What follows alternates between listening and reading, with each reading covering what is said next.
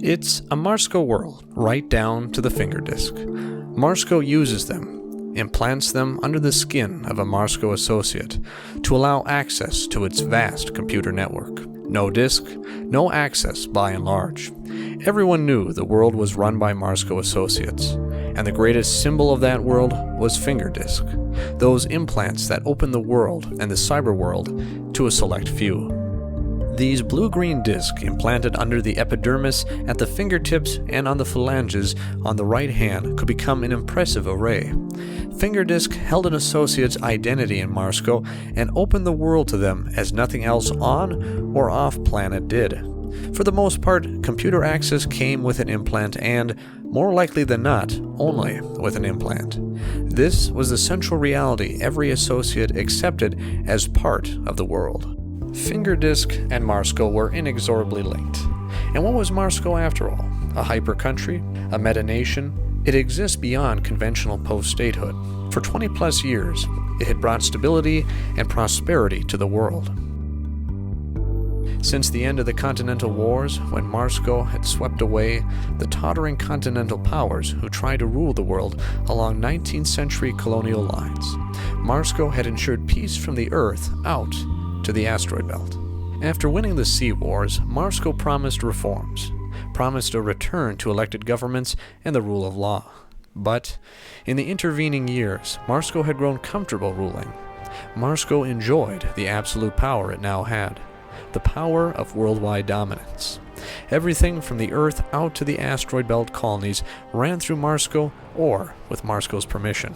The Marsco world existed on 3 tiers: associates, those loyal and part of Marsco; SIDS, members of a subsidiary, those that Marsco needed to run ancillary parts of its empire; and finally the Prims, the majority of those on Earth, the cast-off and neglected members of society left behind and shut out from the technically advanced Marsco world.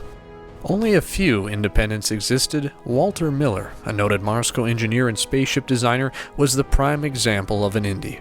He lived outside Marsco's dominance in a gray zone.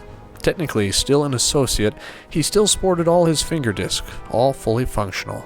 But he lived separately from Marsco, not as a dependent of it, not as a member of a subsidiary or as a prim. Walter Miller was a powerful but quiet dissident, and his loyal daughter Tessa, an officer in Marsco, lived with this fact. She was in Marsco, he was out. After 3 years, Tessa is finally paying her father a visit at his grange. Her visit is tense, but it's a Marsco world.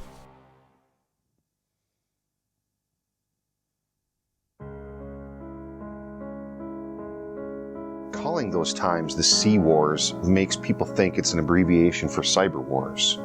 Well, wasn't that part of it? All those cyber attacks on systems and whatnot? It's the whatnot that bothers me. Of course, both sides launched third-wave weapons, cyber strikes that disrupted computer networks worldwide. We continue to suffer the effects of those system failures and those magnetic mines in all the operating systems we have today. Well then, Cyber Wars nails it, doesn't it? But it was so much more than that. Millions of people died. 2-3 times that, I'm convinced. Maybe 2 or 3 billion people. This wasn't a role-playing software package. After that many casualties, it was hardly a mere cyber war.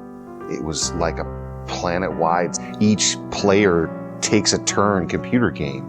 Well, the continental powers were the ones who created democracy. They started the wars. Is that all you can say? Marsco didn't destroy democracy, did it? No, elections had gone long ago, thanks in part to the Luddites, those ferocious kinds. Hard to hold them amid all the continuing upheaval. No elections, no government, thus martial law becomes common, accepted, a natural progression. And did Marsco create unincorporated zones originally? No, clearly those were of Sea Power's origin. But didn't Marsco step in to help Prims in those zones that so many powers created? Oh, yes. Marsco philanthropy, I suppose.